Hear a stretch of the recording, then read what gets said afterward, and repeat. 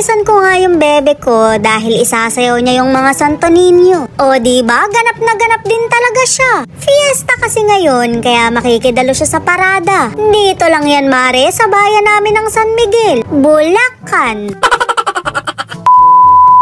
Nagpapatuyo nga lang ako ng buhok pero nakakita pa kayo ng papuntang norte. Nagets nyo ba, mare? Pa-north kasi yun. Kung hindi mo pa rin nga nagets, magpanggap ka na lang. Kesa naman mahalata nila na bopis ka pala.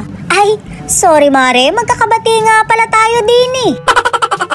Hindi ko na nga naipakita sa inyo yung paggagayak ko sa bebe ko. Nagmamadali kasi silang mag-ama dahil magsisimula na ang parada. Kapistahan kasi ng mahal na Santo Niño, kaya makikidiwang yung bebe ko. Nakita nyo naman, ganap na ganap din yung outfit niya. Syempre, tinuruan ko rin siya ng sayaw dahil first time niya. Kuhang-kuha mo anak, yung nai-imagine ko nung bata ako. Ganyan sila sumayaw kapag walang tao tuwing 3:00 ng madaling araw.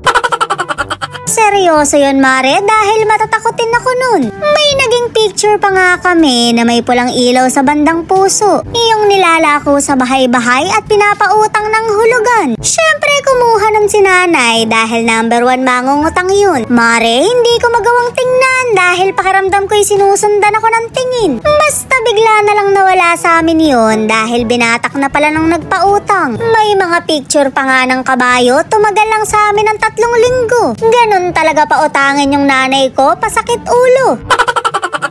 Ang sabi ko nga sa sugar daddy ko, ako yung videohan niya. Ako yung nagva-vlog at hindi yung motor niya. Shoot, mare, mukhang wala talaga akong panama sa karibal ko. Nasasakyan din kasi to, maganda pa. Naantay niya yung anak niya.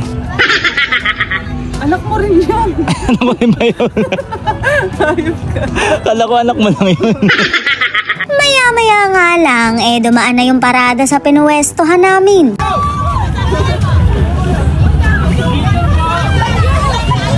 Hinahanap ko nga yung bebe ko dahil nagsasayaw din siya ng Santo Niño. Mukhang hindi niya nga nakuha yung mga tinuro kong steps dahil napakahinhin niya. O baka naman napagod lang dahil sa haba ng nilakad niya.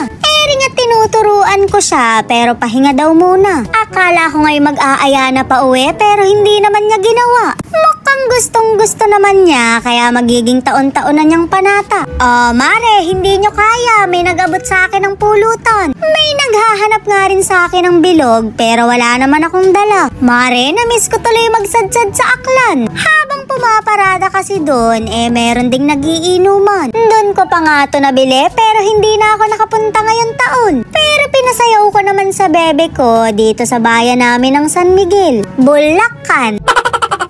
Ginabi na nga yung bebe ko, kaya binilan ko ng makakain. Mare, sinong naaalala niyo sa lata ng biskwit na to? Ganito yung mga pinapasalubong kapag merong galing sa Maynila. Naalala ko tuloy yung lola ko dahil sinasawsaw namin sa kapito. Hindi siya nawawala ng ganito dahil pang merienda namin to. Pero simula nung nawala siya, hindi na ako kumain nito. May ganito rin kasi nung lamay niya, kaya hindi na naging maganda yung alaala. Shoot, mare, paiiyakin pa ako ng biskwit na yun. Eri na nga lang yung bibiling ko para makapag-shot puno na lang. Eme lang, mare, baka tumagos na ako sa pader.